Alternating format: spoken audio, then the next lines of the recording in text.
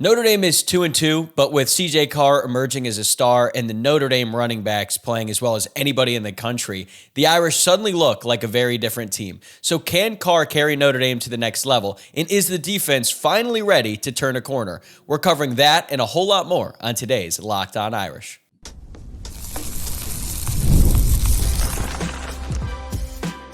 You are Locked On Irish, your daily podcast on the Notre Dame Fighting Irish. Part of the Locked On Podcast Network, your team every day. Hello and welcome in. This is Locked On Irish, your daily Notre Dame podcast. I'm your host, Tyler Wojciak. I'm a Notre Dame alum, producer at Fox Sports, and I've been covering the Irish since 2020. It is Thursday, October 2nd, and thanks as always for making this your first watch or listen of the day.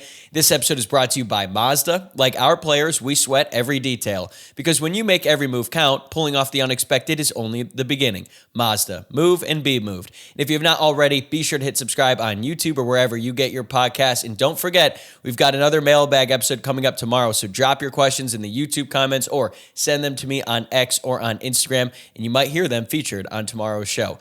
We have got a great show on tap for you today. In just a moment, I'm going to be joined by Tim Murray from VSiN to talk about CJ Carr's rise and what it means for Notre Dame's ceiling. We'll also hit on what might sound like a ridiculous over-under prop for the Notre Dame running backs, but given how good they've been, it might not be that crazy. And then from there, we're going to dive into whether the Irish defense officially turned a corner against Arkansas, and we'll wrap things up with the full breakdown of the Boise State matchup from both a football and a betting perspective. Stick around. It's always great to have Tim Murray from VSiN back on the show. And Tim, let's just start with the big picture. What is the most pressing thing on your mind about Notre Dame sitting at 2-2 heading into Boise State? Well, I mean, I think, after back-to-back, well, actually 3 straight really impressive offensive performances, I think right now, at least my mind goes to the discussion that everyone's going to have about Notre Dame and can they make the playoff. Is there going to be a drop-off? Is there going to be any regression from CJ Carr, looking at the offense and how well it has played these last couple of weeks?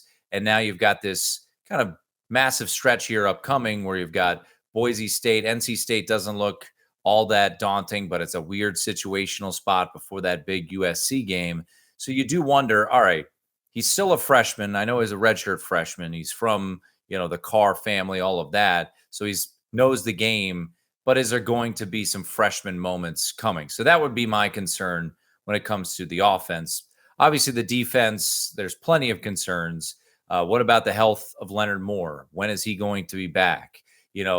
Was what we saw on Saturday in Arkansas a bit of a expectation when you look at, they bent but did not break ultimately. And, the offense was so prolific that is that going to be what breaks the opposition's offense, where they feel that pressure? Maybe they have to press a little bit more, and that could lead to potential turnovers there. So, look, going down to Arkansas, winning by 6 touchdowns was definitely gratifying, and I think calmed people down a little bit. But now you got another opportunity ahead of you where, Boise State is not what they were a year ago, but still a capable team and a team that could put up some points. So we'll see how Saturday plays out. And, Tyler, this all too well. I mean, look, group of 5 teams coming into Notre Dame Stadium in recent memory have had some success, whether it be Miami a year ago in an ugly game, Northern Illinois, obviously. You think about Marshall. I mean, hell, even UNLV when they were there was kind of an ugly game in Marcus Freeman's first year. So hopefully that's not the case. Hopefully they take care of business. I think fortunately, Tyler, I think going into Saturday, knowing that Boise State is let's be real, like they are the group of 5 team, right? They are the biggest brand in that group of 5 realm. I don't think there's going to be a situation where Notre Dame's overlooking them. But yeah, I mean, I certainly concerns about a lot of things about this team. Yeah, I actually talked about that in the preview. How does Notre Dame handle success? Because this is the first bit of success that they have experienced all season long. Unfortunately, it took until the end of September to get here, but I do agree with your point considering Boise State's history and even their recent success. I mean, last year they went 12-2, even though they don't have Ashton Genty. That's still a good team. It's still a proud program, but I want to stay on your point about CJ Carr because watching him play in that early window last Saturday, and then just watching all the college football I possibly could the rest of the day, I couldn't help but start comparing Carr to all the different quarterbacks that I was watching. And guys like Garrett Nussmeier, who at one point was thought to be a potential number 1 overall draft pick. And I'm just watching what Carr did against Arkansas. And I understand that Nussmeier was going up against a good Ole Miss defense, but I think CJ Carr has quickly become the face of this team and could become one of the faces of college football here in very short order. So in your mind, like how much has his rise changed the way you view Notre Dame's ceiling for the rest of the season, despite the slow start? Yeah, I mean, it's changed a lot. I mean, I was down at the Miami game and you saw glimpses of what CJ Carr could be. And even the Texas A&M game, I know you were there. You saw glimpses, but you also saw a couple mistakes, right? You saw the end of the first half, kind of what was going on in his, that situation and almost leading to a disastrous field goal for Texas A&M. And then, the overthrowing Jadarian on the screen pass. These last 2 games, albeit against obviously 2 of the worst Power 4 teams probably out there in Purdue and Arkansas, he's looked flawless. And I think to go on the road to an SEC opponent and do what he did, and I think for me, some of the just progressions that he took. Look, were there a couple risky passes? Yeah, I'm trying to remember. I think there was a screen pass to maybe phase on that I remember sitting there like, oh my God. And, it looked like it could be a pick six. It wasn't. It ended up being a nice gain there for them. But Notre Dame, and I know Jimmy Clausen's tenure, I think it's kind of overlooked because the success just wasn't there. Obviously, the defense, the recruiting for a full program just wasn't there. So he didn't become, and I would say kind of maybe gets overshadowed with some of the stats that he put up, especially his last year at Notre Dame. But I mean, you immediately go to Brady and you think like, hey, this is the best quarterback since Brady Quinn. And I know Deshaun Kaiser had moments. I think the 2016 season certainly kind of, tarnishes that a little bit here. But just some of the simple things of him and the ability to go through his reads and his progressions. And look, Riley Leonard is going to go down as one of the, more memorable seasons in recent Notre Dame history, right? Winning the Sugar Bowl and winning the Orange Bowl in the fashion that they did. But we all know that he had his shortcomings, and it took a little while for Mike Denbrock to kind of figure out how to properly utilize that offense. And the weapons weren't as good as they are now. And you look back at the receivers that they got in the portal versus what they brought in now, it's night and day.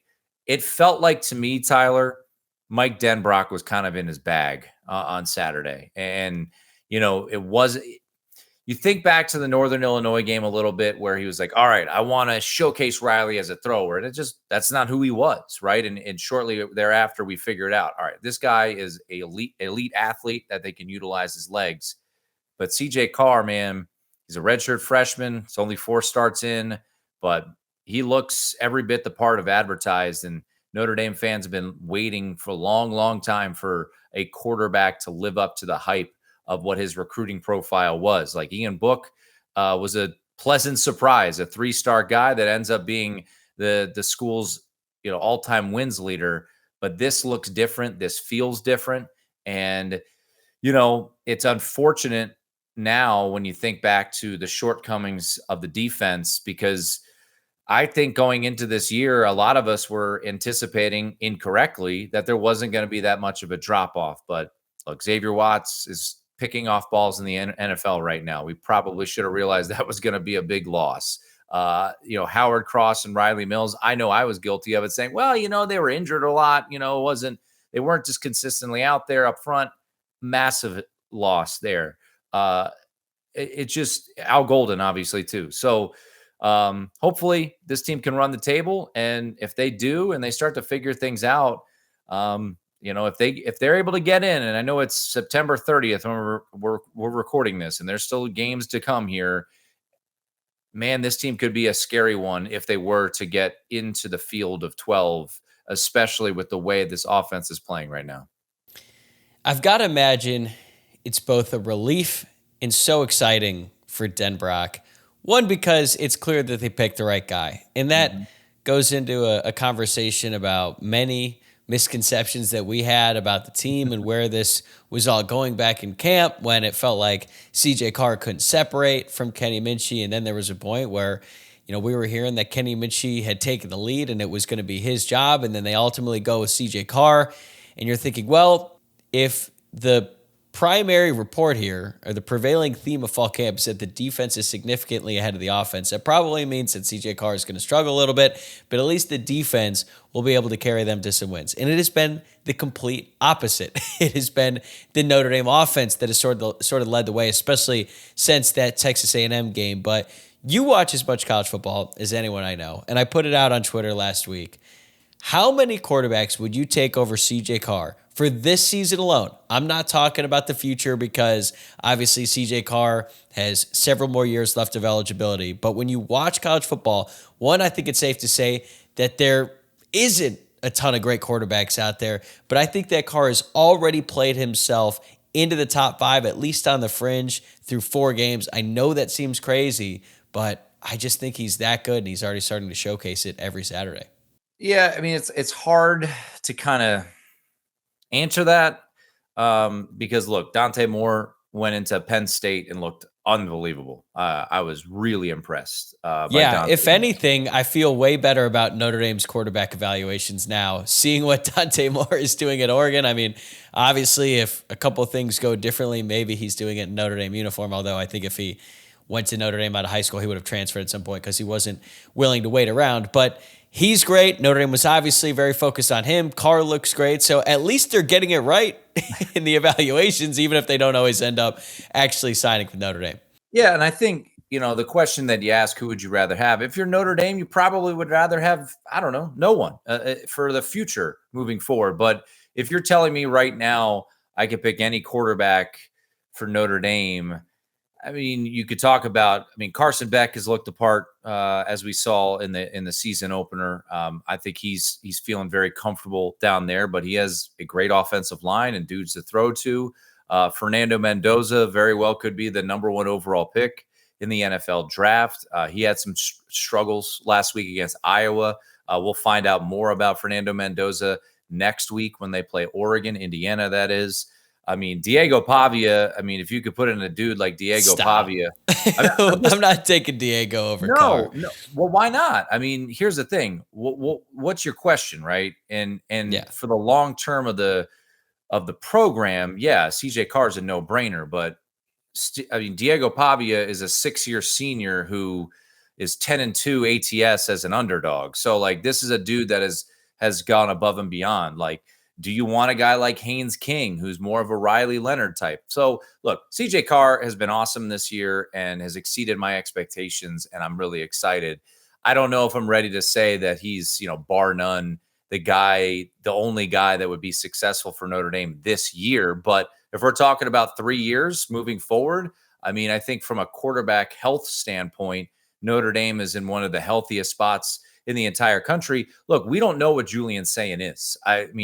Ohio State has the best defense in the country. So could Julian Sayin be better than CJ Carr? It's certainly possible. I just don't know. Ohio State doesn't need him to do that. That's the interesting thing about Notre Dame is that they have to have CJ Carr perform like this in order to have success this year. So it gives him the opportunity to showcase who he is.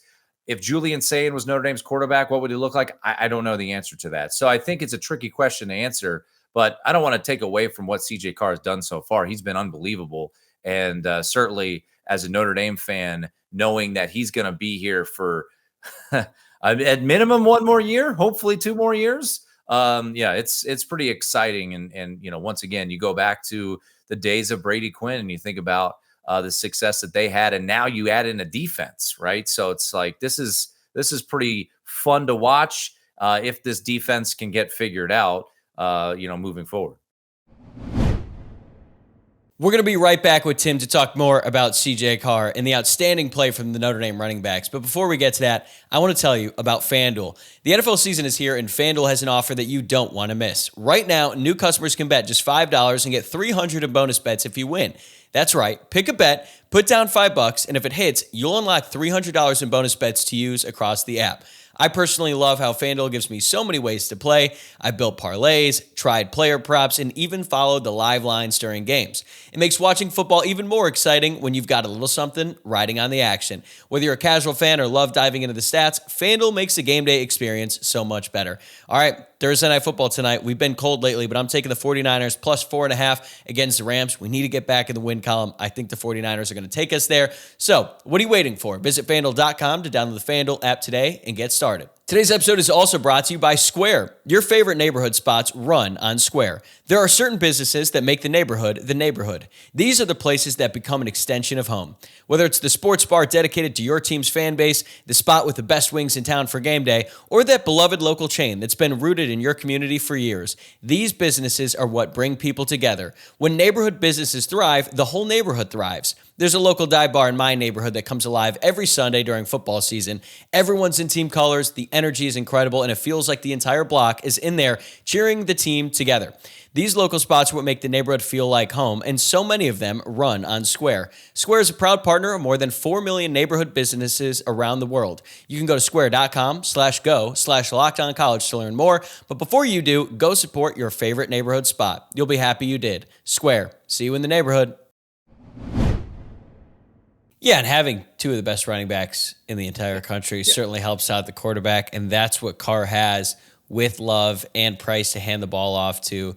Like, are you concerned at all that we'll look down the road and Carr will look a little bit differently when he doesn't have that kind of run game to lean on? Because I just think that makes his life so much easier. Oh, no doubt. I mean, you think about plenty of other teams that, if you want to put a bunch in the, you think back to the Miami game, right?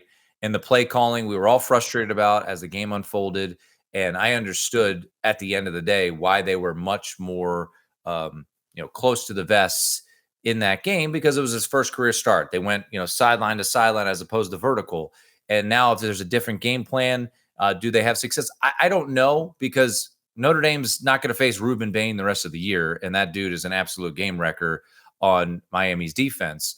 But yeah, I think when you look at what they have in the backfield with, I think now, in my opinion, I think I don't want to say it's out with debate, because I hate that phrasing, but I think they're the best running back tandem in the country, because look, Nicholas Singleton and Katron Allen really struggled against Oregon, and Oregon, kind of said to Drew Aller, hey, you've got to beat us with your arm, and he wasn't really able to do so. I know he made a great touchdown throw to make it 17-10 on Saturday night, but I think it does help out CJ Carr quite a bit that you've got two elite running backs. And I don't know what the situation is. I texted you this the other day.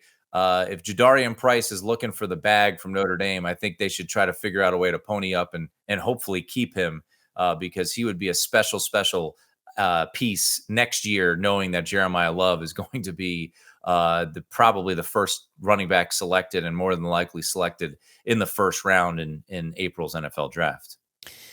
If we had this conversation like 3 years ago, maybe even 2 years ago, I would have said there's absolutely no way Jadarian Price stays, because if you're in college, even though there was NIL at that point, it just made more sense for the running back to get in the NFL, earn as much money as humanly possible, because, their stock diminishes with every single carry pretty much. But then you have a guy like Blake Corum, return to Michigan. They end up winning a national championship. He's now playing with the Rams. He's kind of like 1B to Kyron Williams with the Rams. Then you have Nick Singleton coming back to Penn State. Like, I do think there's real value for these college running backs to come back one more year, especially a guy in Price's situation who would go from being that 1B to the clear number one workhorse running back. Now, that does have its pitfalls, obviously, because then he has a lot more carries. How does that affect his long-term future in the NFL? But anyway, I think it's a realistic possibility that Jadarian Price comes back, unless he stays on this current pace. And that current pace is ridiculous. Jeremiah Love and Jadarian Price are having a historic season already. They are currently averaging 4 touchdowns combined every game.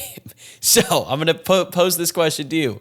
Over under 48 combined touchdowns for Jeremiah Love and Jadarian Price at the end of the regular season. What are you taking? I'm going to go under on that one. Probably the safe play. I'm going to go the simple arithmetic there.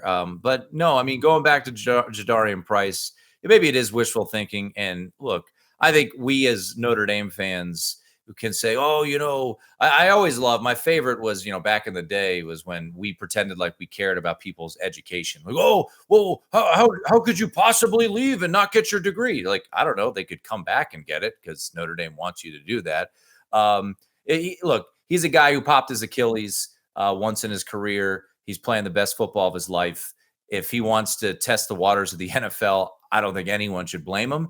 But to your point, this is the new age of college football. And he's got, I think, already a legit NIL deal. I'm sure there will be more that pop up. And then, obviously Notre Dame would probably be more than willing to invest in him as well. So who knows? Maybe that's wishful thinking. We're putting the cart before the horse. Let's just see how the season ultimately plays out. But yeah, I mean, look, you think back to, what was it, the Purdue game where he had like 9 touches and 4 touchdowns. I mean, Jadarian Price, I can't pretend I know the guy, but everything you hear about him, like, this dude could have gone somewhere else, got probably more money and more touches. And he has bought into this program, and he is a unsung hero for this Notre Dame program because in theory, it keeps Jeremiah Love healthier. It keeps him fresher.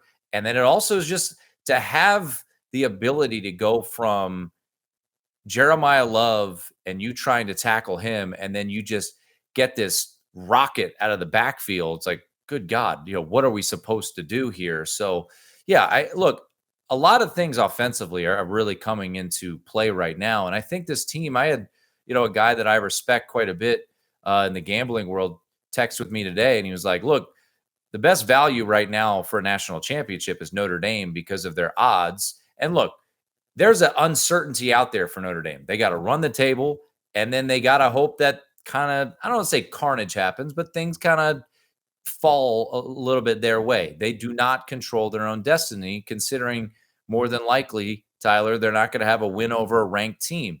That all being said, I think Notre Dame, my gut tells me that they're kind of on a bleep you path where they're just going to try to score as much points as possible against everyone out there. And looking at the defenses that are in front of them, I certainly think that's a possibility of them putting up some gaudy numbers, kind of like 2023 LSU did when Mike Denbrock and Jaden Daniels had a prolific year, but their defense ultimately let them down.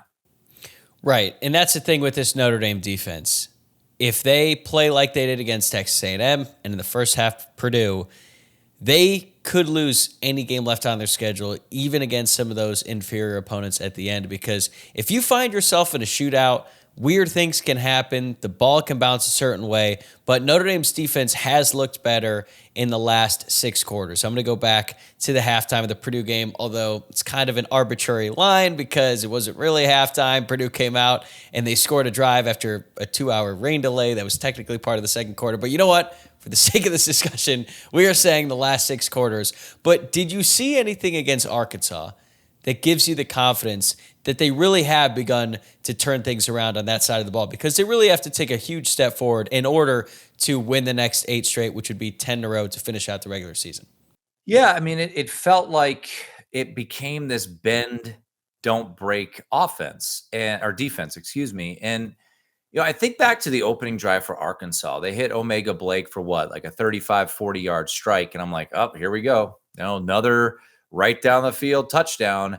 And they were able to kind of hold off and slow things down a little bit, keep people in front. And I wonder if that's kind of the way that they go about the rest of the year, knowing that this offense, and I said this on VSiN on Tuesday night, and I'm curious your thoughts on it. I think it might have been Pete or one of the beat reporters might have said this as well, where Notre Dame's offense now might be putting the pressure on the opposition. And no doubt, when you look at Notre Dame, And if they're going to go out and their first 6 drives are going to lead to 6 touchdowns, the opposition's going to be like, oh, bleep, we got to score every single time. And that might play into the hands of Notre Dame's defense where they're maybe too aggressive. Look, you think back to the Arkansas game, if I remember correctly, I want to say it was the second drive. There was a throw to the flats and their running back was wide open. He just dropped it, right? They kind of self-destructed, but that's a possibility when you think about what Notre Dame's offense is capable of and how they're just going to keep coming and coming and coming at waves. And they've got so many different weapons out there. So I do wonder if Notre Dame, they're not going to go full on like Big 12 early 2000s games where we're like 70-66. I think there's enough talent on the defense, excuse me. Maybe they simplify it. And I also think too, you got to keep this in mind. Miami and Texas A&M maybe are 2 of the top, let's be conservative, 10 offensive lines in college football. So Notre Dame, in theory, should be able to get a little bit more push as these games go on and, from a defensive standpoint. So look, we'll see how it all plays out. I did feel a little bit more encouraged because, look, Arkansas is a team that put up 35 points and a ton of yards on Ole Miss on the road or at home, excuse me, and just couldn't win that shootout. They could not get that going against Notre Dame. So I do hope that the offense adds this added element of pressure to the opposition, and this defense is just able to kind of play, I don't know, vanilla enough, but just play enough where they're able to make some mistakes or have their opposition make some mistakes. So I think that's the hope there, at least for me, when it comes to the defense. I totally agree. And I think you saw that against Purdue, right? Like Notre Dame got the ball to start the second half. They went right down the field and they scored. That put them up 42-23. Purdue got the ball and they were trying to force the ball downfield. They had to pass. Like they can't really run anymore. I mean, they weren't having a ton of success running the ball anyway, right. But Notre Dame gets that one stop and it felt like that's the game because then Notre Dame got the ball back. They score. Now it's 49-23. You find yourself in a 26-point hole and the game is over. Arkansas came out that first drive. They drove right down the field. Honestly, before the game, if you said make one bet on this game, I would have said probably the over. My second bet would have been Arkansas is going to score a touchdown on the opening drive. Like Bobby Petrino's script is going to carve up Chris Ash. And honestly, it looked like that was going to work out. Notre Dame gets bailed out because the wide receiver who ran that out route near the sideline doesn't have possession of the ball, hits the ground. Notre Dame holds him to a field goal. But then after that 3-and-out that you're referring to, Notre Dame just keeps putting points on the board, and now Arkansas is playing desperate football. They're playing from behind, and they're trying to get some chunk plays. And at that point, Notre Dame is expecting that, and I think that they were ready to make some plays. So that's critical. Having the support from the offense is just something that we're not used to seeing, but it's a lot of fun to watch this offense. I could not handle the old Texas Tech Big 12 days when they were scoring 70 and they're winning like 70-55 or anything like that. But I do think that there is real hope for this defense, and part of it has to do with the fact that some guys are just playing better. Like schematically, I really tried to look and see like, are they doing anything that different? I mean, I think you could point out they brought pressure more frequently against Taylon Green. Nothing crazy exotic. It was mostly just like linebacker blitzes, some delayed blitzes, things like that. But I think the guys just played better. Like Tay Johnson has played better than Jalen Stroman has at any point this season for Notre Dame. I think Mark Zachary had his best game in his young career. KVA is a stud. Gabriel Rubio played really well. So maybe it's just that simple, that these guys that we've seen play at a high level before, like a Rubio or a KVA, and some new guys like Tay Johnson, like if they just play better and the offense just keeps up, they're going to be in good shape the rest of the year. Well, I think one thing you can take away from this Notre Dame program under Marcus Freeman is that they get better as the year goes on, right? And to have their 2 most challenging games out of the gates is a unique challenge. The Texas A&M game, it's still gonna, I think, frustrate so many fans because it was there to be had, and then you get the obviously the drop snap on the extra point, but everything. I don't have to go back through it. Everyone knows. Yeah. I've already accepted that's going to be one of those games that haunts me years later. Like every once in a while, I'll be driving and I'll get a flashback to DJ Brown dropping the interception against Ohio State, and I'll be pissed off. It'll ruin the next hour for me on a random Tuesday in June. Yeah, I mean, look. I mean, there were so many. Yeah, the Ohio State game, I was there. You were there. I know you were at the A&M game. I mean, there's those moments certainly. But look, I was also at the Penn State Orange Bowl, and to see that interception happen, and the field goal that looked like initially was going out, then curves back in. So, I think for Notre Dame right now, to your point, you mentioned some really key players, right? Tay Johnson, Mark Zachary. Dallas Golden, you didn't mention, but he played well, in that nickel role. I mean, Mike Mickens and the defensive backs historically get better, right? And you're talking about really young guys that are getting some key minutes now. And I'm not saying that the Leonard Moore injury is a blessing in disguise, because if he's healthy against Texas A&M, they probably win the game, right? So I don't I want Leonard Moore back and healthy this upcoming weekend. I don't think it's going to happen. I think my gut tells me, you probably have more insight than I do, but probably won't see him until USC, or fully healthy until USC. And that's fine. USC is loaded with weapons. And that's going to be an absolute shootout. But I mean, the hope is that this team gets better and continues to build off of it, and the offense continues to get better. And, by the end of November, people are going to be saying, man, you don't want to face Notre Dame, in that first round, because best case scenario right now, I think, Tyler, is a road game in the first round of the playoffs. And that's fine. I mean, if they get into the playoffs after the start of the season and the just nightmare start for the defense, I think I think any Notre Dame fan right now, if I said, hey, you're the 11 seed and going to, Texas, I think you would take it right now. Right. So just keep getting better. And hopefully this weekend, against Boise, there isn't any things that they get exposed with here defensively. Tim and I still have a lot more to get to, including his thoughts on how Notre Dame matches up against Boise State on Saturday. But before we get to that, a word from Mazda. Mazda crafts cars for those who do more than simply move. From footwork to breathwork, athletes sweat all the details. Mazda brings this same intention to how we craft every model. You can make everyday drives feel like anything but, from smooth handling to intuitive controls. With all-wheel drive standard in every crossover SUV, you could drive with confidence through almost any season. Like our players, we sweat every detail, because when you make every move count, impossible becomes irrelevant. Mazda. Move and be moved. Today's episode is also brought to you by Game Time. College football is back, and I could not be more excited. The tailgates, the rivalries, the energy in the stands, there is just nothing like it. But let's be real. Actually getting tickets can feel like more of a battle than the game itself. Endless queues, hidden fees, prices jumping at checkout. That's where I use Game Time, the app that gives the advantage back to fans. It's the easiest way to score last-minute tickets at the best prices with no surprise fees. What you see is what you pay. I pulled up Game Time, and in just a couple taps, I saw amazing deals. I'm talking about your favorite college football games for as low as $25. The app made it super simple. I could even see the exact view from my seat before buying, and I love the zone deals too. All you have to do is pick the section, Game Time picks the seats, and you save big. So take the guesswork out of buying college football tickets with Game Time. Download the Game Time app, create an account, and use code LOCKEDONCollege for $20 off your first purchase. Terms apply. Again, that's promo code LOCKEDONCollege for $20 off. Swipe, tap, ticket, go. Download Game Time today. How are you feeling about that Boise State matchup? Because Notre Dame opened at 17.5. Right now, it looks like they're favored by 20.5 points on FanDuel. Total is at 63.5. Like, what's your read on that game? I feel pretty good that Notre Dame's going to win the game. I know they're a 3-touchdown favorite. I have not been overall impressed by Boise. I think they're going to win the Mountain West. I also think the Mountain West is down quite a bit this year. If you look across the board, UNLV is kind of this unknown. Maybe they'll be all right.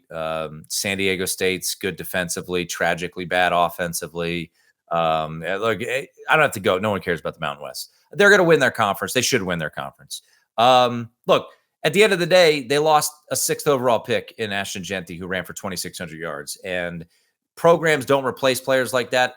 Programs in G5, even though the creme de la creme of the G5, they don't replace players like that. And, one game that kind of jumps out to me a little bit, it's not the USF game. It's actually the Air Force game. I mean, Air Force had a ton of yards against Boise. They had 514 yards against Boise. And then you watch Air Force last week play Hawaii, and Hawaii put up a ton of yards on Air Force. So I do think Boise is down. I don't think this is a premier Boise team like we've seen in the past. And that's why you've seen the betting market go up. Do I want to lay 20.5 points with Notre Dame? Nope, I really don't. Because Boise State, let's be honest, historically shows up for these games. A year ago, they were right there with Oregon, a team that went undefeated in the regular season. And there were some weird things that happened in that Oregon. Now, once again, Boise State was much better last year. I don't think they have too many playmakers at the wide receiver position. They got decent running backs, decent offensive line. I think if you kind of get some pressure on Maddox-Madsen, I think you could have him make some mistakes. He's not the biggest dude. But look, they're going to be ready. They're well coached. This is a team that I thought in the playoff against Penn State, I thought the score was a little misleading. I actually thought they played pretty well for the most part in that game. But, this is a game where Notre Dame should, even with a defensive line that we don't think is that great, this is a game where Notre Dame should bully Boise State, right? They should be able to do what really they ever want on offense. I'm sure Boise's going to throw some exotic looks at CJ Carr to try to confuse him. But at the end of the day, you've just got so much talent. And I think if you look at the defense so far for Boise, it's been not that impressive. So I think Notre Dame just don't self-destruct and don't have one of those games where CJ Carr makes some mistakes, and you should be fine here in this spot. Yeah, I'm with you. I took Notre Dame 45-21. I just don't think there's a world where this Boise State defense can stop Notre Dame at any point in the game. Like, I watched the Boise State USF game live, and I knew that they were going to take a step back this season, but I was blown away at their performance against the Bulls. Like, their USF quarterback, Byron Brown, he was airing it out, but he was also running all over. Like, he trucked a couple Boise State defenders on his way to the end zone. He had this one long running play that ended up coming back because of a holding where he literally just was toying with some Boise State defenders. And I see that, and I think about what Love and Price could do to this group. So I think Boise will probably come out. They'll get some touchdowns early on. Like, I'm not completely sold on the Notre Dame defense yet, and they'll get that 21st point, that last touchdown in garbage time. But I'm with you. I'm feeling like Notre Dame is going to cover. I think the over is going to hit as well, which leads me to my last question here. As a diehard Notre Dame fan who also bets professionally, and you work for a company that is a sports betting media company, like, how do you balance your fandom with trying to stay objective when it comes to Notre Dame lines, picking them, giving out picks, all of that? Like, how do those two things intersect? Well, I think the good thing is for me, it's still an opinion-based deal, right? And people know that I'm a Notre Dame fan. I don't hide it. And I tend to be, as you know, Tyler, probably a little bit more pessimistic. A little bit more on the pessimistic side than the optimistic side. Like, thinking back to last week when we previewed Arkansas Notre Dame, I did not give out Notre Dame as a side, and I actually gave out two bets on props for Arkansas, which actually both hit, in Taylor Green over rushing yards and Omega Blake over receiving yards. But look, I think that I can be pretty objective on Notre Dame. Thinking back so far this year on my bets for Notre Dame, it's funny. Preseason, about like 2 or 3 weeks before the season started, I gave out Notre Dame Miami under, and I think it was like 53.5 at the time. That number actually closed 50.5, and it landed 51. So I was able to win my bet, but it opened up the eyes a little bit of maybe there's some questions here. And then I remember you and I think, talked about Texas A&M a year ago. And one of my favorite bets, maybe of the whole year, was Notre Dame Texas A&M under down in College Station. And I was surprised that I think the total was like 47.5 or something like that. Game was a dead under. This year, I was like, well, Notre Dame's defense is worse and their offense is probably better. And Casey Concepcion and these wide receivers are pretty legit. And the number was only 2 points off from a year ago. So over on that game, that hit. Then the same thing, the Notre Dame, here was funny is like, people talk about sharps all the time. And I respect a lot of sharp bettors. And more often than not, if you see a market move, it's probably on the right side. But what was interesting about Purdue and Notre Dame. Right before kickoff, Tyler, that number crashed to like 51. There was like a 3 or 4 point move to the under. And then obviously we all know that overhit by like halftime. So it's kind of interesting to see how the market has moved and figured things out. Now they've figured out that Notre Dame is good offensively, pretty shaky defensively. And you've seen a jump in about 11, 12 points in totals to the over here for Notre Dame. Notre Dame is 4-0 to the over based off of the closing number because Miami and Notre Dame closed at 50.5. But when it comes to betting Notre Dame, I honestly don't bet them too often. And I'll say this. I was wrong last year in the Sugar Bowl. I bet Georgia. I thought Georgia was going to win the game. And obviously I was very happy to lose that bet. I've never been happier in my life to lose money than Notre Dame and Georgia a year ago. So I think I'm usually pretty objective with Notre Dame. And, this year, I'll say this, Tyler, my prediction on Notre Dame, I think was 11-1. So obviously that was wrong, but I did not bet over 10 wins and I bet the ceiling on Notre Dame. So I bet them, and we talked about this. I bet them at 30-1 to win the national championship because I felt like the ceiling of this team was to win a national championship, but the floor was maybe a little bit lower. And I think both have kind of come true, right? We've already seen 2 losses. But I do think the ceiling of this team, when you look around college football, I don't know if I'm ready to say to win a national championship because Ohio State's defense looks straight up nasty and Oregon looks legit. But like, if this team gets rolling, man, I wouldn't be surprised if they made a run deep into the playoffs. Like it's like one of those things where like, if they get in, they could make a run. So I think the ceiling is high for Notre Dame, but I also, Tyler, wouldn't be surprised if they lose a game somewhere on this schedule because there's so much unpredictable nature with this defense right now. In case you're curious, Notre Dame is plus 2,700 right now on FanDuel to win the national championship. And also, I guess the markets just have a terrible read on Notre Dame Purdue because last year the line kept creeping down. I think it got down to like Notre Dame -7, against Purdue the week after Northern Illinois, and Notre Dame won by 59. So that was the right side of that one. It's funny. I've talked to a couple odds makers about that game because it was like the perfect storm. Purdue beat Indiana State or someone like that in week 1, didn't play week 2, and Notre Dame, of course, lost to Northern Illinois. So it was like, hey, maybe Purdue's good. Maybe Notre Dame's this fraudulent team. And then when you fast forwarded to the end of the year, I think Purdue was like a 28-point underdog to Indiana. And then the following week, Notre Dame was a 7-point favorite against Indiana. So it was like the market had completely shifted and figured itself out. But yeah, that was like one of the worst. That was probably the worst line of the entire college football season a year ago. And Notre Dame took care of it. I want to pass this across real quickly. So my buddy Brett Ciancia, he's the creator of Pick Six Previews. He's one of the previews magazines that are out there. And, I really like his work. And he started to do more in-season stuff. So he has something he calls Game Grader. It grades out every game, and he gives a numerical number to every single team. Right now, through 4 weeks of the college football season, he only does Power 4 teams. Notre Dame, according to his Game Grader formula, their performance against Arkansas was the second best performance of any team so far in college football this year. It was graded out at a 117.4.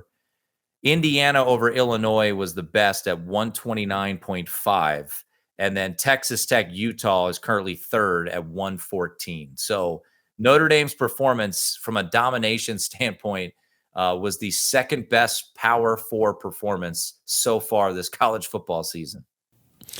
Tim, you know how much I appreciate you taking the time to hop on and share your thoughts, especially this late at night. And for everyone watching and listening, make sure to check out Tim's work over at VSiN. He's the host of the VSiN College Football Betting Podcast. You can also catch him every Saturday on the VSiN College Football Tailgate Show. Tim, thanks again, man. I'll talk to you soon. Hopefully, more fun stuff to talk about here in the near future.